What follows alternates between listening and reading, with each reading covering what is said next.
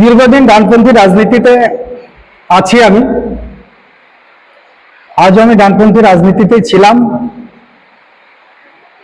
আজকে আমি দল আমাকে চাপড়ার 82 বিধানসভার যে অল ইন্ডিয়া তৃণমূল কংগ্রেসের ক্যান্ডিডেট হিসেবে আমাকে ঘোষণা করেছে, তাতে অত্যন্ত আমি খুশি এবং চাপড়াবাসী খুশি। চাপড়া আপামর জনগণ, সর্বধর্মের মানুষ সকলেই খুশি। আমি চেষ্টা করব চাপড়ার যে অসম্পূর্ণ কাজগুলো আছে, তৃণমূল কংগ্রেসের সরকার মমতা ব্যানার্জির নেতৃত্বে যে জোয়ার, তার সঙ্গেই আমি চাপড়ার যে কাজগুলো অসম্পূর্ণ আছে সেগুলোকে সম্পূর্ণ করা। মানুষের প্রচুর সাড়া।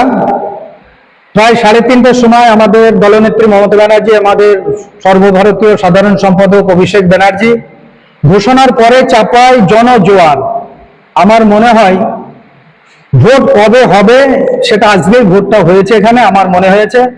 এবং এখনো পর্যন্ত 3:30 থেকে প্রায় 10:30 বাজতে আসলো, মানে শত শত মানুষ আমাকে সম্বর্ধনা দেওয়ার জন্যে, প্রতিটা ধর্মের মানুষ তারা আমাকে বুকে আগলিয়ে বলছে যে ভাই, এটা আমরা চেয়েছিলাম, দল যেটা করেছে আমরা সকলেই খুশি, আপনার সঙ্গে আমরা আছি, থাকবো।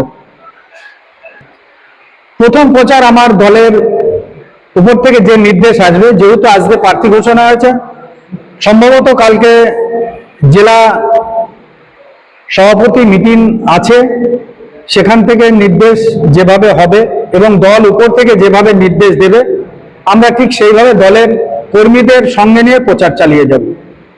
এবং একটি আমাদের লক্ষ্য যে চাপড়া ব্লকের 13টি পঞ্চায়েত, 285টা বুথ, প্রত্যেক বুথে আমরা প্রত্যেক মানুষের কাছে পৌঁছাবো এবং আমাদের সরকারের যে উন্নয়ন, সেই উন্নয়নের বার্তা নিয়ে আমরা মানুষের কাছে পৌঁছাবো।